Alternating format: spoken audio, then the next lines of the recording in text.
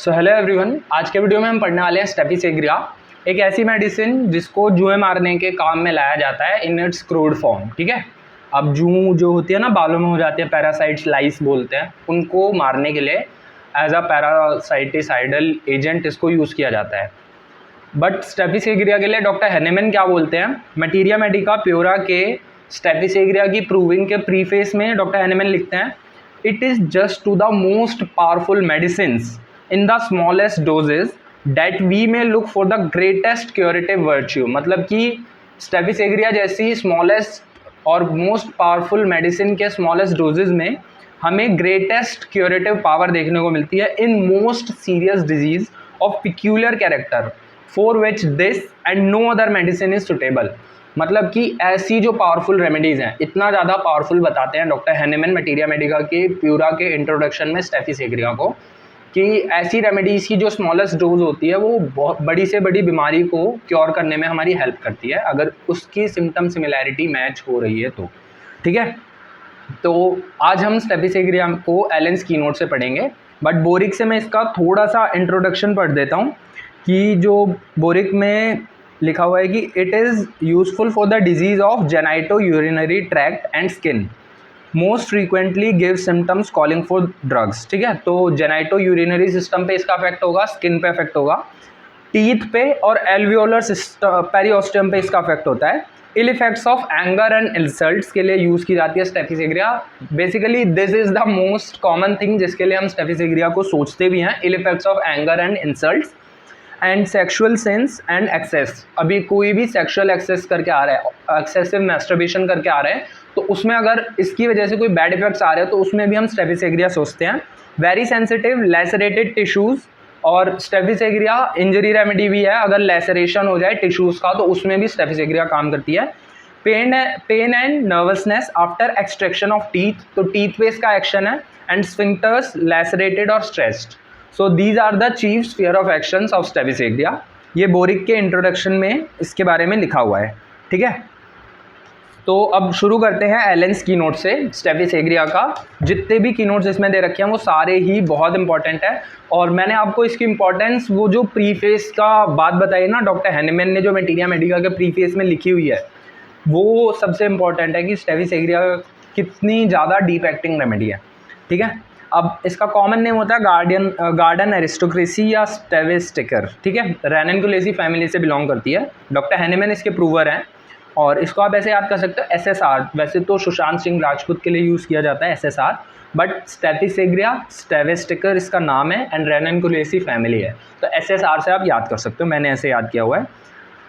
Try of कॉन्डाइलोमाटा में आती है स्टेपिसेग्रिया, जिसमें थूजा, नाइट्रिक एसिड जैसी और रेमेडीज़ आती हैं। तो साइकोटिक जो कंप्लेंट्स होती हैं उनसे पहले कॉन्डाइलोमा का फॉर्मेशन होता है, कॉन्डाइलोमेटस ग्रोथ होती हैं, तो वो उसमें जो रेमेडीज़ हैं वो थूजा है, एंटी साइकोटिक की किंग होती है थूजा, नाइट्रिक एसिड है एंड स्टेपिसेग्रिया है। अब मेंटल जनरल्स देखो, आप इस पूरी ड्रग में देखोगे ना, मेंटल जनरल्स में ही सबसे ज़्यादा पॉइंट्स लिखे हुए हैं। तो अगर आपको ये मेंटल स्फीयर में ये एंगर, इंडिजनेशन और ऐसी कंप्लेंट्स मिल रही हैं तो उसमें आप स्टेपिसेग्रिया सोचोगे, तो मेंटल पिक्चर मैच होना बहुत ज़रूरी है स्टेपिसेग्रिया के प्रिस्क्राइबिंग के लिए। एलिमेंट्स फ्रॉम थ्वाटेड प्राइड, एनवी और chagrin for the bad effects of onanism. अब मैंने आपको पहले ही बता दिया था ओनानिज्म की excessive masturbation, sexual excess, loss of vital fluids. अब ये दोनों सेक्सुअल एक्सेस होगा, ओनानिज्म होगा, तो भी लैक ऑफ वाइटल फ्लूइड्स ही तो हो रहा है। चैग्रिन, मोटिफिकेशन, मतलब कि इंसल्ट हुई किसी की, अनमेरिटेड इंसल्ट्स। अनमेरिटेड इंसल्ट्स का मतलब है कि इंसल्ट हुई बट वो बंदा कुछ बोल नहीं पाया, वहाँ पे रिस्पॉन्ड नहीं कर पाया। रिस्पॉन्ड कौन कर देता है? नक्स वोमिका का पेशेंट रिस्पॉन्ड कर देगा, बट स्टेपिसेग्रिया का पेशेंट रिस्पॉन्ड नहीं करेगा, वो एज इट इज़ घर चला जाएगा उठ के। इंसल्ट हुई उसकी एक जगह पे, वो वहाँ से एज इट इज़ उठा और घर चला गया, और उसके बाद बीमार पड़ गया। So this is the classical presentation of a Staphisagria patient. ठीक है, इंडिजनेशन विद वैक्सेशन और रिजर्व डिस्प्लेजर। अब देखो रिजर्व्ड है बिल्कुल, वो उसने कुछ बोला ही नहीं, ऐसा ऑरमेट में भी होता है। ठीक है, देन फिर से देखो यही वाली लाइन अगर दोबारा लिखी है तो कितनी ज़्यादा इंपॉर्टेंट होगी। For the mental effects of onanism and sexual excess, अगर मेंटल इफेक्ट्स आ रहे हैं ओनानिज्म या सेक्सुअल एक्सेस की वजह से तो उसमें आप स्टेपिसेग्रिया सोच सकते हो।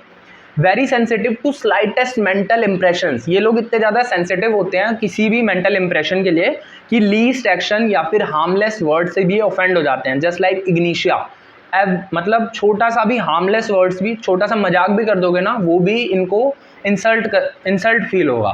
तो ये बहुत ज़्यादा मेंटली सेंसिटिव पेशेंट्स होते हैं, ठीक है। Great indignation about things done by others, मतलब किसी और ने कुछ गलत किया उसकी वजह से ये खुद बीमार पड़ गए। ऐसे बहुत सारे लोग होते हैं जो मेंटली बहुत ज़्यादा डेलिकेट होते हैं। आपको ना उनकी उस डेलिकेसी को समझना है, क्योंकि अगर किसी और के एक्शन से भी आप खुद को परेशान कर ले रहे हो, सो this is a delicacy, this is mental delicacy, कि आप इतने छोटे से इन्फ्लुएंस से भी इतना ज़्यादा इन्फ्लुएंस हो जा रहे हो, अपनी तबीयत ख़राब कर ले रहे हो। सो great indignation about thing done by others or by himself and grieves about consequences, apathetic, indifferent, low spirited, weak memory. अब देखो फिर से आया सेक्सुअल एक्सेस की वजह से अगर मेमोरी वीक हो रही है फ्रॉम सेक्सुअल एब्यूसेस, ऐसा एनाकार्डियम में होता है, ऑरमेट में होता है, नाइटम्यूर में होता है और फॉस्फोरिक एसिड में होता है, ठीक है। Then ill humoured children cry for things which after receiving they petulantly rejects, है ना। तो पहले वो मांगेगा, बच्चा पहले आपसे वो चीज़ मांगेगा, फिर जब आप उसे दोगे वो बिल्कुल ऐसे फेंक देगा कि जैसे उसे कभी चाहिए ही नहीं थी। पिट्यूटेंटली थ्रोज अवे का मतलब तुरंत उसने लेते ही फेंक दी कि मुझे नहीं चाहिए। तो ये एक तरीके से जिद कर रहा है। तो ऐसा क्रियोसोटम में भी होता है। एंड देन जो लास्ट लाइन जो मैं आपको बता चुका हूँ पहले ही, was insulted being too dignified to fight, मतलब उसकी इंसल्ट हुई बट उसने वहाँ पे लड़ाई नहीं करी। Subdued his wrath and went home sick, वो गया वहाँ पे उसने अपने अंदर वो सारी चीज़ें दबा ली और घर जाके बीमार पड़ गया। ट्रेम्बलिंग एंड एग्जॉस्टेड, जबकि नक्सवामिका का पेशेंट क्या करेगा, वो वहाँ पे लड़ जाएगा सेम प्लेस पे जहाँ पे उसकी इंसल्ट हुई है। He will not take that insult to his home, वो वहीं पे लड़ जाएगा, वहीं पे उस चीज़ को सॉल्व करके तभी घर जाएगा। सो this is the basic difference जो आप कर सकते हो नक्सवामिका और स्टेफी सेग्रिया के पेशेंट्स के अंदर। अब आगे चलते हैं फिजिकल जनरल्स। फिजिकल जनरल में फिर से नर्वस वीकनेस है, as if done up after much hard work, किसी इतनी ज़्यादा नर्वस वीकनेस कि बहुत ज़्यादा काम कर लिया है। Craving for tobacco, craving for tobacco, ठीक है, याद रखना, इटैलिक्स में लिखा हुआ है एलेन्स की नोट्स में, काफ़ी इंपॉर्टेंट सिम्टम है। क्रेविंग फॉर टोबैको स्टेफी सेग्रिया के फिजिकल जनरल्स में आती है, ठीक है। Extreme hunger even when stomach is full of food, भूख लगे जा रही है, अगर आपने खाना खा भी लिया उसके बाद भी फुल ऑफ फूड है स्टमक, फिर भी भूख लगे जा रही है। Sleepy all day wakes all night, sleepy all day wakes all night, और बॉडी पूरे दर्द करेगी। तो ये इसके फिजिकल जनरल्स है। अब आगे देखते हैं हेड। हेड में ऐसा लगेगा कि एक राउंड सी बॉल है, वो फर्मली यहाँ पे बैठी हुई है, राउंड बॉल इन फोरहेड, यहाँ पे बैठी हुई है। Even when shaking the head, ऐसा लगेगा कि कुछ भारी सा यहाँ रखा हुआ है। बोल, अब राउंड बॉल कैसे समझोगे, ऐसा बोलेगा कि कुछ भारी गोला सा यहाँ रखा हुआ है, इतनी ज़्यादा हैवीनेस, राउंड बॉल सी एक सेंसेशन है हेड में। अब अगला जो स्फीयर ऑफ एक्शन है वो सबसे इंपॉर्टेंट है स्टेफी सेग्रिया, उसके लिए सबसे ज़्यादा प्रिस्क्राइब होती है पल्सेटिला और स्टेफी सेग्रिया। ये दो रेमेडीज़ हैं जो styes chalazia on upper eyelids one after another leaving hard nodosities in their wake. अगर आपको ये मोडालिटी देखो, पूरा सिम्टम ये नहीं है स्टाइज चेलेजे आईलिड्स ऑन अपर आईलिड्स, ये नहीं है, इस पे ये है कि वन आफ्टर अनदर होनी चाहिए एंड लिविंग हार्ड नोडोसिटीज, ये पूरा सिम्टम है। अगर ये आपको सिम्टम पिक्चर मिल रही है तो आप स्टेफी सेग्रिया दे सकते हो। ऐसा और किस में होता है, कोनियम और थूजा में। कोनियम में तो आपको पता ही है इंड्यूरेशन मार्क्ड होती है, और थूजा में भी सेम हमें देखने को मिलता है। देन माउथ में toothache during menses, toothache during menses. अब मेंसेस के टाइम पे टूथेक बहुत ही इंपॉर्टेंट है, तो याद रखना आपको। Sound as well as decayed teeth, चाहे वो ठीक दांत हो या फिर ख़राब दांत हो, दोनों में ही दर्द होगा। Painful to touch of food और ड्रिंक, इवन फूड और ड्रिंक भी अगर उसे टच करेगा तो भी दर्द होगा। नॉट फ्रॉम बाइटिंग और chewing, aggravation by cold air into mouth, ऐसा मुंह खोल के मतलब drawing cold air into mouth, बिल्कुल ऐसे मुंह खोल के ठंडी ठंडी हवा अंदर जाएगी तभी उसको एग्रीवेशन होगा। And amelioration from cold and then aggravation from cold drinks and after eating, ठीक है। Then teeth turn black, show dark streaks through them, दांतों पे मैंने इसका बताया था, दांतों पे और एल्वियोलर पेरियोस्टियम पे इसका स्फीयर ऑफ एक्शन होता है। तो टीथ जो होंगे वो ब्लैक हो जाएंगे। Show dark streaks through them, can not be kept clean, उन्हें क्लीन नहीं रखा जा सकता। Crumble, decay on edges, edges पे डीके होंगे। और अगर रूट पे डीके हो रहे हैं तो मिजीरियम थूजा आती है। स्कॉर्ब्यूटिक कैकेक्शिया, स्कॉर्ब्यूटिक का मतलब है कि गम्स में ब्लीडिंग होगी या दांत खराब हो जाएंगे, ऐसे कैकेक्सिया। वीकनेस मतलब कि जो विटामिन सी की कमी से अगर गम्स खराब होने लग जाएं, दांत खराब होने लग जाए तो उसे स्कॉर्ब्यूटिक कैकेक्सिया कहते हैं। देन गैस्ट्रोइंटेस्टाइनल सिस्टम पे देखते हैं सेंसेशन, और इसका जो सेंसेशन है स्टमक या एब्डोमेन में वो इपिकैक और टबैकम जैसा, ऐसा लगेगा कि जो एब्डोमेन है वो हैंग डाउन कर रहा है, as if stomach and abdomen were hanging down relaxed. ऐसा अगेरिकस, इपिकैक और टबैकम में भी होता है। कॉलिक, अब इसका कॉलिक भी बहुत पिक्यूलियर है आफ्टर लिथोटॉमी और ओवेरियोटॉमी, किसी ने अपनी ओवरीज रिमूव कराई और उसके बाद उसको कॉलिक हुए जा रहा है तो स्टेफिसेग्रिया आप सोच सकते हो। ऐसा बिस्मथ में भी होता है। अटेंडिंग एब्डोमिनल सेक्शन, बिस्मथ, हेपासल, ये भी रेमेडीज हैं आफ्टर लिथोटॉमी और ओवेरियोटॉमी। तो देखो सिम्टम सिर्फ कॉलिक नहीं है, आफ्टर लिथोटॉमी, आफ्टर ओवेरियोटॉमी ये पूरा सिम्टम है। तो आपको कोई भी सिम्टम मटेरिया मेडिका में पढ़ना है ना तो उसको एज इट इज पूरा पढ़ना है। अगर आप स्टेफिसेग्रिया में सिर्फ कॉलिक लिख के आ रहे हो so this is not the thing, आपको लिख के आना पड़ेगा कॉलिक आफ्टर लिथोटॉमी, आफ्टर ओवेरियोटॉमी, ऐसा ये पूरा सिम्टम है, ठीक है। देन यूरिनरी सिस्टम, मैंने आपको बोरिक के इंट्रोडक्शन में बताया था जेनाइटो यूरिनरी ऑर्गन्स पे इसका एक्शन मार्क्ड होता है। Urging to urinate has to sit at urinal for hours in young married women after कॉइशन।